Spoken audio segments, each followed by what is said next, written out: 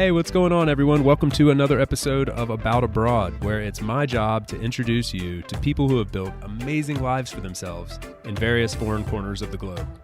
We're talking with expats and thought leaders about moving abroad, remote work, visas, and all the fun and practical knowledge that you need to know to follow in their footsteps.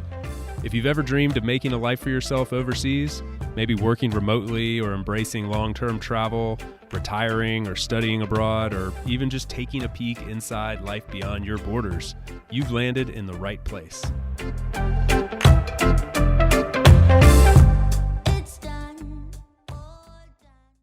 This episode is brought to you by my good friends over at SaneBox. Remote knowledge workers are absolutely inundated with distractions these days. Emails, voicemails, Slack messages, and a million other pings that keep you from traveling the world, getting that first remote job, or moving to a new country. These days, to get ahead, we have to be great at prioritizing what really matters. In my case, that meant cutting down on the world's number one productivity killer, email clutter. So I turned to SaneBox. You can think of SaneBox's AI as your own personal email box assistant. It gets to know your preferences and tendencies, then automatically filters out the distractions and sorts your emails for you into folders and priorities that fit your workflow. I personally love Sane Black Hole, where you can drag messages from annoying senders you never want to hear from again. They also offer Sane reminders to ping you if someone hasn't replied to you yet, alongside other automated files for anything from your receipts to your news feeds, all in one place. SaneBox works within any email client you're currently using and can be set up in a matter of minutes. Even better, About Abroad listeners can access a 14-day free trial and $25 in credit when they sign up at sanebox.com/abroad. Check out the link in the show notes for more details. My guest today is joining us from a country we've yet to spend any time in, and that is Brazil, which is crazy to me because it's one of the places that I am really excited to learn more about and have wanted to discuss on About Abroad for some time. So Danish takes us through Brazil. He talks a lot about Floripa, where he's currently spending a lot of time. He also gets into some of his work, which is related to digital nomad visas and a visa database that will help you find where you want to go and where you can go based on visa regulations. He's also the founder of one of the largest digital nomad communities in the world, talking to hundreds of thousands of digital nomads around the world. And he is originally from Pakistan, so he talks about his roots, becoming a naturalized Canadian citizen and moving abroad as a young person. So a lot of what About Abroad is all about on this show and in this episode with Danish. I really enjoyed it. I hope you will too. Please help me in welcoming him to About Abroad.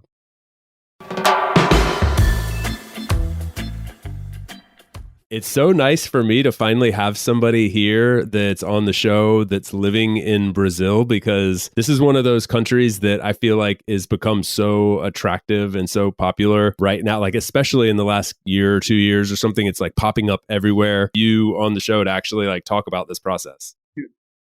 I'm really excited, yes. I think it's going to be a lot of fun. So yeah, thank you, man. Great to meet you finally. And where are you right now? I actually have no idea. So we are on, right? Oh yeah, we're recording, man. Okay, sounds good, amazing. I'm sorry, yeah. So I am actually right now in Brazil and in Rio de Janeiro. And last year, actually, as you already mentioned, that it started popping up everywhere and in my community as well. I was keep hearing this, and I'm like, okay, guys, let's do the mass relocation, after COVID, let's everybody hit. And I just share an idea in a community and let's hit Floripa. That was the place which just keep coming in. And, us nomads always choose a place that's kind of less touristy. So we found that city and I went there and blew my mind. First Floripa, it blew my mind because it's the most beautiful beaches. If you're in surfing, that's your place. And there's a community, of course, a lot of digital nomads are like landing there so you can meet fellow entrepreneurs, more workers. So yeah, Floripa, I landed and right now I'm in Rio, but I travel across in Brazil. So ask me anything and I am expert. It's a massive country. I have a massive amount of questions. Is Floripa, is that short for a longer name? Yeah. So Floripa is like a short form of Florianopolis. Right. Okay. That's what.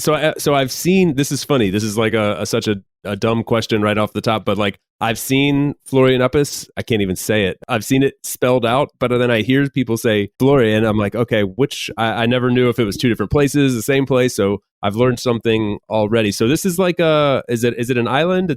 Yes. So it's actually it's in the state Santa Catarina, and it's a city. This city has an extended island as well. So you have a downtown. I mean, it's like an island, but also the closer by cities. They have another name, but yeah. So even island is divided into two parts. One is downtown, sort of like central, you can say, and the other part is the beach or the coastal area, which has the most beautiful beaches. North has a different type of beaches, and then center and then south. Alone on this island, that you can find amazing kind of beaches. And as I said, if you're in surfing, I think this is top 5 in the world, if I'm not wrong, please, or surfing. Are you a surfer? I am actually, I say I'm web surfing. That's my joke. Everybody was asking me in Florida, hey, do you surf? I'm like, yeah, I'm web surfing. I don't. So no, I don't, but I really enjoying it, and I'm getting kind of into it. And also, I saw a different sport. I mean, it's quite famous in digital nomad community, kite surf. But that was my first time watching kite surfing up close, actually talking to the people and asking how it works, and I kind of liked it. And I am looking forward. Maybe I would like to train myself and try it, both the things, surfing and kite. Yeah, I'm not a horrible athlete. Like I can participate in lots of different sports and kind of hold my own, I guess. But like board sports on the water, I just am not very good at. I've tried surfing. I took some kite surfing lessons, and it was just like, this is brutal. But if you're in the kind of place that has like good conditions and the right vibe, then I think it can be a lot of fun. I think Chase, you set me as well, because I'm worse. I can't even swim. So this is another problem for me. So I can't stand on it plus swimming. So I will still take 1 or 2 lessons just to get the feel of it. But yes, I don't know how it's gonna go along. But yeah, to be honest, just watching it also is also. Yeah. It's and being in that environment where like it's the water sports, the surf life, like being in that element is usually a lot of fun. Yes, it's incredible. So you're not from Brazil, correct? I am actually born and raised in Pakistan, which is maybe not quite famous, that digital nomads coming from that country, like India, Pakistan, Sri Lanka normally. But so yeah, I'm maybe one odd. So I grew born and raised there, but I'm also a naturalized Canadian citizen. So about 30 to 15 years ago, I moved to Canada and became a naturalized Canadian. So it's a funny story that I have the world's worst passport. I traveled on a bit, and then now I have the world's best passport. You've witnessed both sides of that dichotomy. Yeah, Chase, you would be surprised that at Dubai airport, a custom agent saw my passport. He actually walked me outside the airport, and he's saying that he loves Justin Trudeau. So passport, it can literally change behavior of people. And I have so many stories, to be honest, because they look at me, I look like an Indian Pakistani man.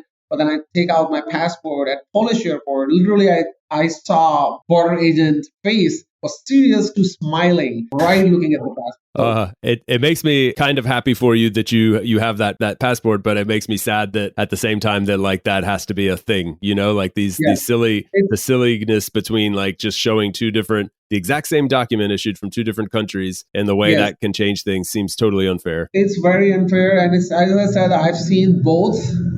And how people just reacted me. So it's like, as a person, I have nothing. It's just I show you a paper, and how you treat me changes. So of course, I look at the positive side, but yes, it's unfortunate, and I think it's also the reality. Is there anywhere where you, aside from Pakistan, where like when you'd feel more comfortable showing your Pakistani passport? Yeah, I mean, you'd be surprised. Like, of course, many countries you may be treated differently, but maybe rarely where it's better to show Pakistani passport. Right? Could possibly, right? So I think I remember. So I came to Brazil 6 years ago as well, when I was not a naturalized Canadian citizen at that time. I was a permanent resident in Canada. And so at that time, I remember that if you are a Canadian, you have to pay $100 fees for Brazil. But if you, like, for example, Pakistan is $30.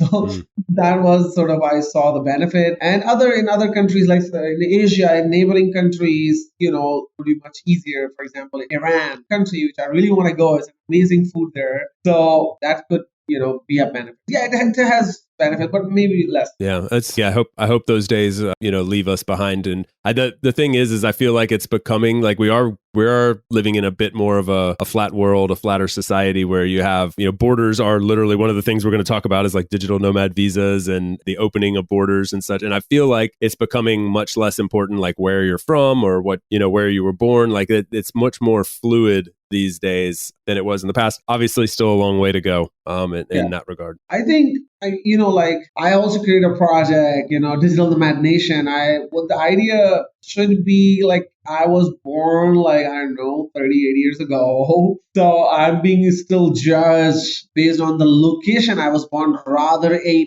person I am, rather on my achievements, who I am right now today after 38 years, right? So it should be who you are, rather which piece of land you were born without own choice, right? So I think that should be the case. I hope there are a few projects in digital nomads community, one of my own attempt, which we can talk about later. And also there's Lumia, and there are some other projects kind of addressing this challenge. The way the government works around the world, it will be a lot of work to do, and it's going to take a little longer before we get to the world where we are all like living happily ever after, I guess. I hope not too far in the future. You said we can talk about it later. Let's talk about it now because I'm curious. I'll leave it there with you. Like, tell me more about this project, because I know very little. I just have a very little bit of context, and obviously the audience has very little. So I'll let you take it from there. Absolutely. So I actually, I'm an immigrant myself, and I have already told you my story of the passport. So I'm kind of, and in Canada, I work for big technology companies, and so tech background plus an immigrant. So naturally, I was passionate about solving immigration problems for everyone, what I faced. So I want to help the world. So that's why I created the world's first database called visadb.io, which is my startup. That database was what it does. You tell the passport or citizenship, and it tells you what work visas, digital nomad visas, so any kind of visas available to your citizenship around the world. Before this database, you need to go to every government website, which is bad in design, and then you need to find out what are the visas available for me. Now it's 2 clicks. That was my innovation project, driven out of passion, did not make any money for 2 years. We were funded by European Union and government of Chile and government of Poland just to finish that this project, because they saw the innovation. They said, oh my God, this is 2 clicks. You made it easier. So that's kind of person I am, very passionate to solve this. So I did this project, and after that, of course, I'm building a digital nomad community. And I noticed what you were just talking about, this disparity and this problem around where you come from. This visa is available to certain citizens, and even though you are totally a different person, but you still judge based on the book you have. So I was like, hey guys, we are 100,000 digital nomads in our community. If we were a country, let's imagine if we were a country, we would be like 170th country by population. So shall we create our own country, Digital Nomad Nation, on the internet? So it kind of went viral in my community. They're like, yeah, let's do this, blah, blah, blah.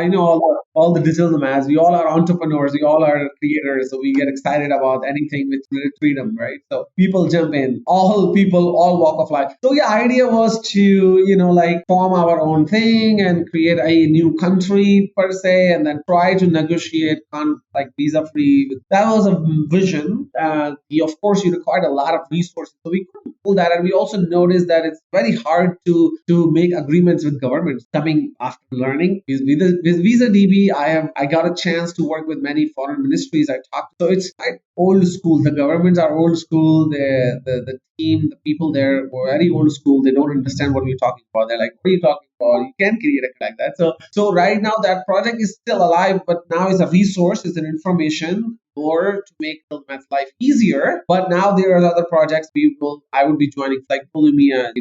They have resources. They're going solid. So yeah, these are the 2 projects I created. I'm the creator, visadb.io, which is immigrant nomads, gives you the visas, and of course experts as well. If you're looking to hire an immigration expert online anywhere in the world, verified, you can go to visadb.io. So we have a database for both, and then Digital Nomad Nation. So yeah, these are the 2 projects. How do you manage your day to day? That's got to be so much on your plate. On top of being a digital nomad yourself and traveling quite a bit, I imagine you have a full to-do list. Yes, so I have, like all of us, like you, like all our digital nomads, we have an amazing lifestyle, but of course, we also have to work a lot to manage that. So I'm managing not only these two projects, but I also created a new product, a software product recently to monitor private Facebook groups. So these are three projects. Luckily that I have a team, incredible people. I have a small team. Before we had a big team, but COVID kind of killed a lot of my Visa DB business. So now we're piling up. So yeah, with the team, it gets easier, but yes, a lot of work. Gotcha. And so, okay, let's say those URLs for people slowly, real quick, just to make sure that everybody can get them. Well, they'll also be in the show notes, but is it visadb.com? Yeah, it's a visadb.io. .io, visadb.io. And what's the other one? The digitalnomadsnation.org. Digitalnomadsnation.org. Awesome. Okay, sweet. Yeah, well, those are in the show notes as well for anybody listening that wants to go check them out. I'm super curious about the both of them, but like the Digital Nomads Nation, and you mentioned some connection with Plumia, and so or what is there any kind of collaboration there with what Plumia is doing, or is it a different, distinctly different idea? It's a totally it's created by Sanjay, the CEO of SafetyWing. Yeah, incredible person. So I love that project because it was similar to our vision. So we should have more visions. The world is speaking right now. Of course, we don't have any formal collaboration, but that's the route I will be taking, putting that project and going with all our resources and combining our resources to make things happen. Because at the end of the day, the goal is what you mentioned, what we all of us we want. It's a world without border.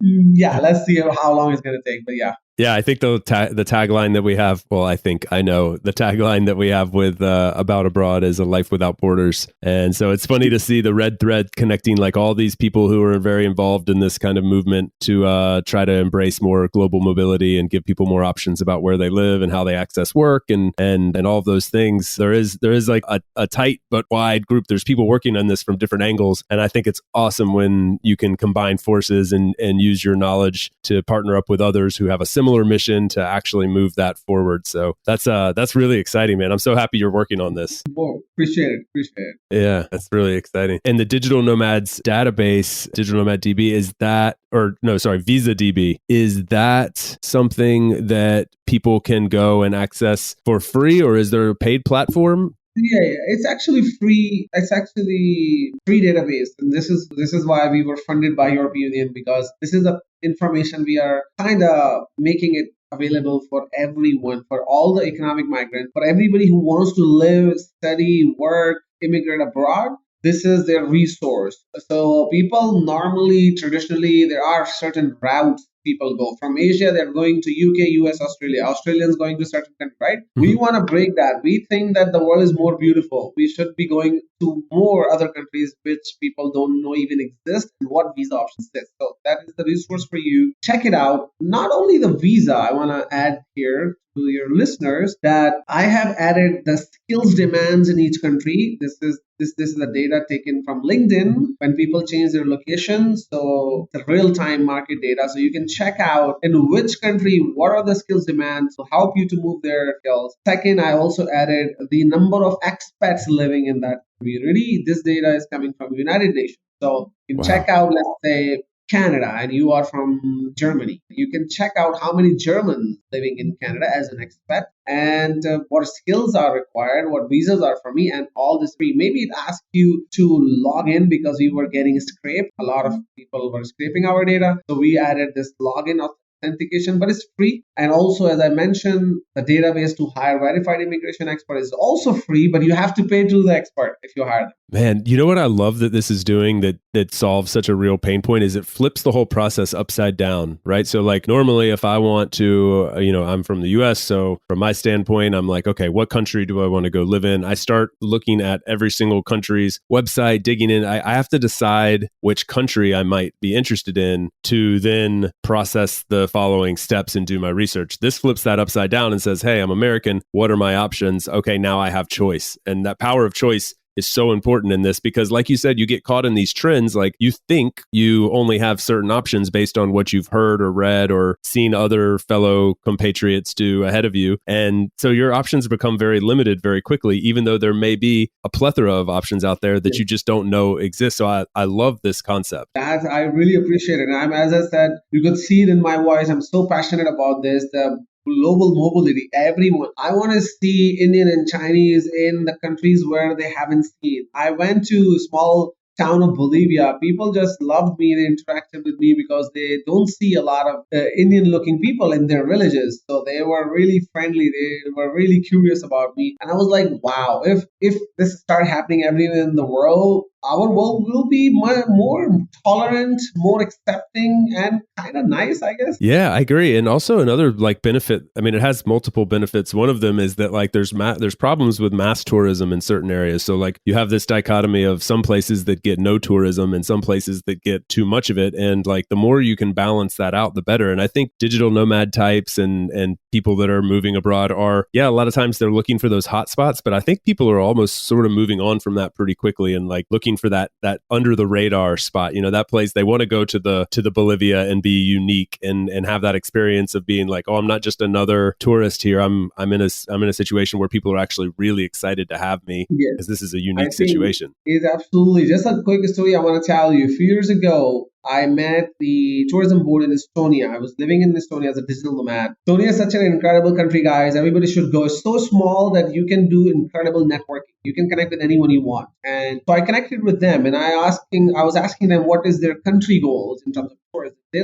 don't like weekend tourists and they don't like short-term tourism. I'm talking about pre-COVID. Even at that time, they were thinking because they wanna for the health of their landmarks, because their landmarks is their assets. And if a lot of tourists come, that assets can be damaged or it can be depreciated faster. So they restrict that and they like long-term tourists, 3 months, 6 months. That's the goal they are hitting. So as you mentioned, so it's good for the planet, good for Pachamama, it's good for the economies. And also, as you mentioned, it's not a tourist. When you integrate, it's beneficial for local economies. They get confidence connecting with foreigners. We digital nomads spend our money, which is earned abroad. So it kind of helps in many ways. And I think it's a win-win.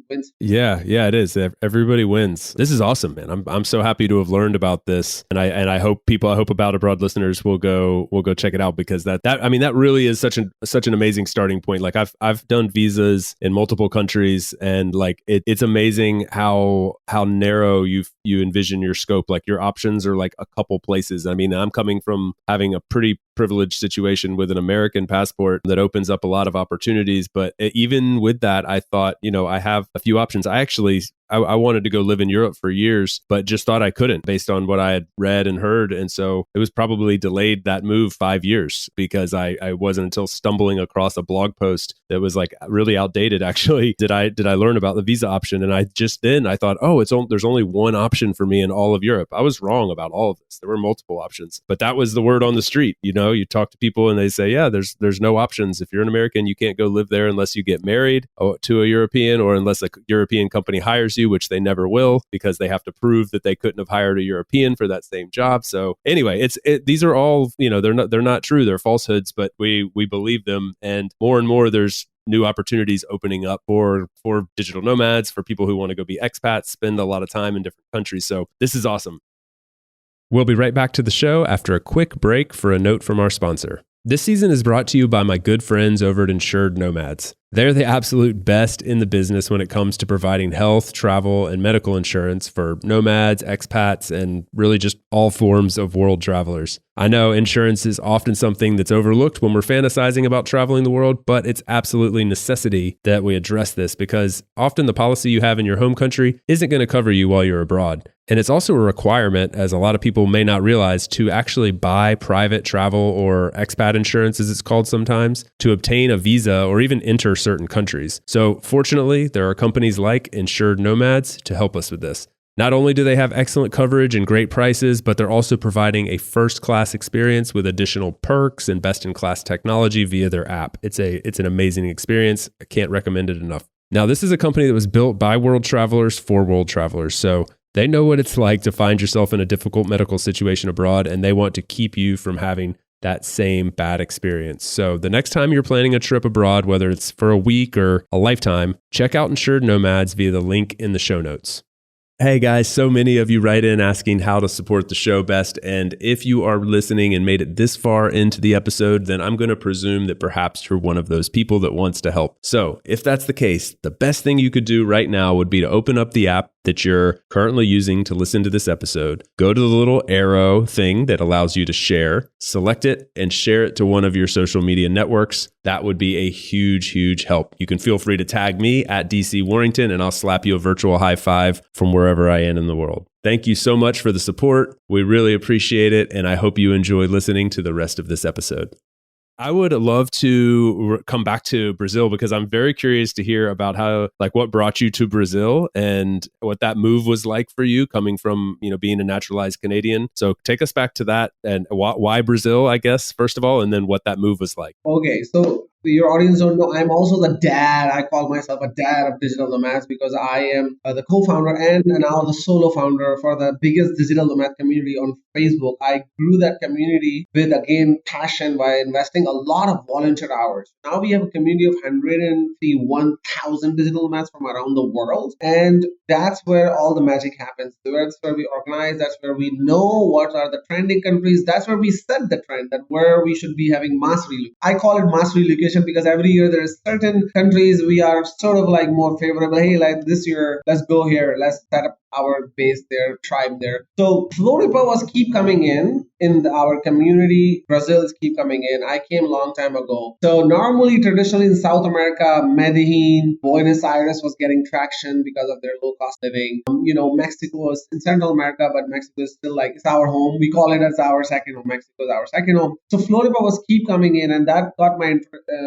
attention. And also, to be honest, Chase, we are running out of countries. So I'm like, okay, Brazil is coming in, people talking about it. So that's first I got into it. And in my last trip 5 years ago, I did not visit Floripa. So I'm like, okay, sounds awesome. I am getting into beach volley. It has a beach, summer, Brazil. What can go wrong, right? So that's how I got here. The second reason was Floripa was keep coming in. And the biggest reason was the carnival. I mean, if your listeners don't know, guys, this is the biggest party on the planet. So everybody should add this in their bucket list. I know we have massive bucket list. So add that. It's called the Carnival. It happens in February. But this year, of course, it's in February as well. So I moved for those two reasons. Carnival, and it was getting traction. And of course, yes, Carnival got canceled the first day, but I was determined. So I stayed, and then I attended the Carnival, which we can talk about. Oh yeah, I would love to hear. I've never been, and you're right. It's like on everybody's, if it's not on your bucket list, yeah, it should be. Like, it's definitely on mine. It's something I feel like I have to go experience. Brazil as a whole is something that I feel like I have to go experience. There's so much. It's such a massive piece of land that I think sometimes might even go over people's head, like how huge Brazil is and how much there is to see there. I mean, I think we envision Carnival, we think about Rio, we think about the beaches and stuff, but like there's jungles and rivers and waterfalls and big cities, small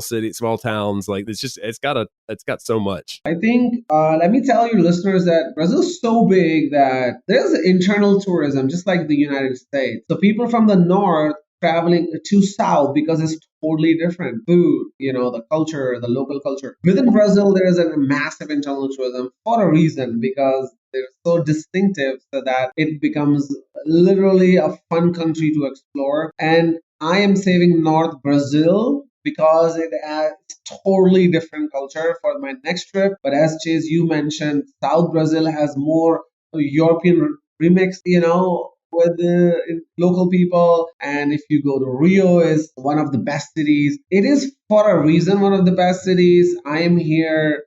So guys, this is gonna be our next, for upcoming years, I'll be promoting Rio. Rio is not paying me to promote, but I am having such an incredible time, and I want everybody to have the similar experience. If you are a nomadic families, if you are a single nomad, if you are a couple nomad, so much sports going on here. If you're into hike, it's just half an hour away. If you're into parties, they have the best parties. I mean, Brazilian parties, come on, nobody can out that. right? Brazilians are known for the parties and the beaches, I feel like. Yeah, this is amazing. But not only that, I'm into hike. I got into volleyball. I joined the school. They have the most weirdest sport which you have never seen. They have a beach tennis, like they have a small racket. It's becoming a new sport. They have a head table tennis, like you're playing with head, not with the. I think Brazil is such an amazing. It's got it all. And you've been there, what, for 6 years now, you said? Yeah, 6 years ago, I've been here and I traveled across half of the Brazil. And now I got here after 6 years and it's been 5 months I'm living here. Ah, gotcha. Okay, cool. So Yeah. do you feel like you're putting down some roots of some sort there, or is that really not in your vocabulary as a digital Well, I nomad? think we are nomadic people, so I stayed 6 months. I enjoyed it, but your summer's coming up, so I am going back to New York for a little bit of shopping, and people will understand me, these nomads, because it's faster and easier and cheaper to buy tech in the US. And then I'm going to Canada to renew my passport because it's not about the expiry of the pages. Our pages go super fast. So, and then I'll move to Europe. Nice. All right. Yeah. So you are on the road fairly consistently still. It's not as if you've settled down somewhere. You're like you're nomad at spirit. Six months in a place, you're ready to go. Yeah, 6 months. But I have stayed in my last 6 years. For example, Poland, Germany, I stayed like 10 months or about a year. Chile, I stayed 9 months. Poland, I think similar 8 to 9 months. So, I was on their temporary residence visas there. In Chile, I was on a startup visa. In Germany, I was on a working holiday visa. In Poland, I was a work permit because my project got funded by the government. So I have tried to be honest, all kind of visas, and let's see. Yeah, soon I think I will be applying a digital nomad visa as well. On that note, do you know anything about the emerging digital nomad visa in Brazil? Yes. So Brazil, I think Brazilian government noticed that, how Rio is Rio is a magnet, all the best people around the world, party people. So they noticed, I'm like, oh wow, and Florianopolis is getting traction. And they realized that a lot of people are going on student visas or they are like faking starting companies because there's no way, there's no legal path. So I'm glad that they noticed that. And I think all the governments, I don't know if they're listening, but if you are listening, if the faster you make paths for digital nomad, the faster you will attract them and it will become a hub and it will become a known hub. And then you will not even need to market to digital nomads. People will be automatically. So they noticed that Floripa is getting traction. They quickly drafted a bill. They got it approved. So now finally there is a digital nomad visa in Brazil. Of course, it's a massive country, massive political system. So they are fixing things. There are still some unanswered questions, but that visa is out. I personally know I'm in Brazil right now. I personally know few people got it already. So this visa allows you for 1 year stay. You can extend it for another year. And after that, nobody knows. That's what I'm saying. Like, so 2 years. After that, maybe you can convert it into a permanent residence or not, or another, whatever. Nobody knows that information. But at least you can stay here for 2 years. You have to show about $1,500 or some sort of income.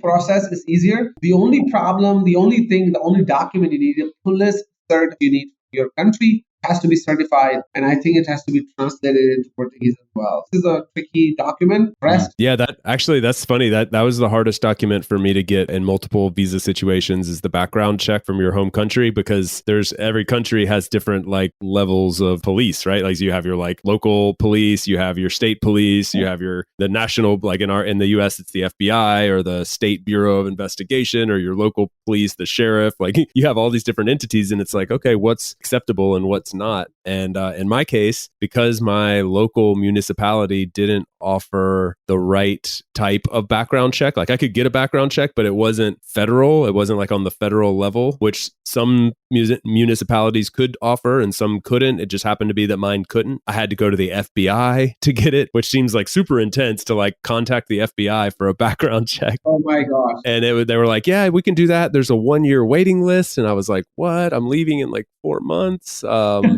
And so then it turns out there's like services that expedite that and get it in like a week for you for like $100 or something. So anyway, it's just like kind of amazing what you learn going through these processes. For you, in your case, coming to Brazil for up to 6 months, is that the tourist visa? I'm at like, and you can come for 6 months without a much of a visa process. Yeah. So on Canadian passport, you can actually come here. You get 90 days visas on arrival. Nothing to do. And after that, you can extend it with another 90 days while staying in the country. You don't need to do the visa round. You don't need to exit the country, come back. You can stay here. You can just need to go to the federal police with some documents, and they will extend your visa right there and then. Just to warn your listeners that not all countries can do that. The US, Canadian, UK, Poland, there's literally 5 or 6 who do that. Europeans surprisingly can't. I met a German and a Dutch guy who was who were told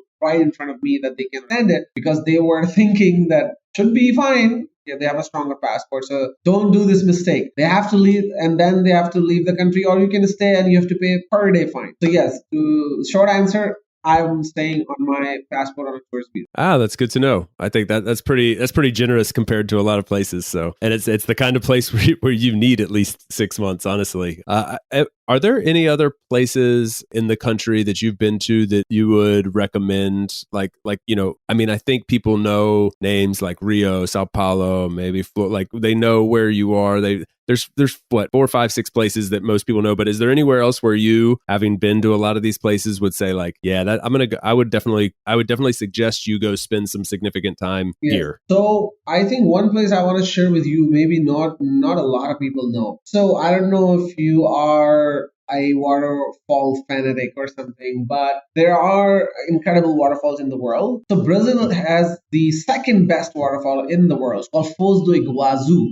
Yeah. And this waterfall is shared by Paraguay, Argentina, and Brazil. The 3 sides. It's also called something Tri Pais, like 3 countries, something like in Spanish. And so that is a must do. It's not like some normal water falling from a top. No, it's a gigantic, multi-mountain, massive waterfall. I think it's a 50,000 liters water dropping per second. Something, there's some stats.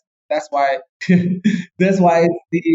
it's the best thing, and you can do that both. So must check out that. And if it has everything, to be honest, because I grew up in big cities, and Toronto is also a massive city later. So I love big cities. So Sao Paulo also was very nice because I'm also doing business. So I was doing networking in startup culture. So Sao Paulo, I had a great time. I made some good connections. And so if you're a city guy, Sao Paulo. If you're a beaches guy, there plenty of cities. If you just want to check out jungle, forest, Amazon, guys. So like a 90%, like maybe 85 to 90% Amazoners are in Brazil. It's shared by 4 or 5 countries, but more like most part of the Amazoners are in Brazil.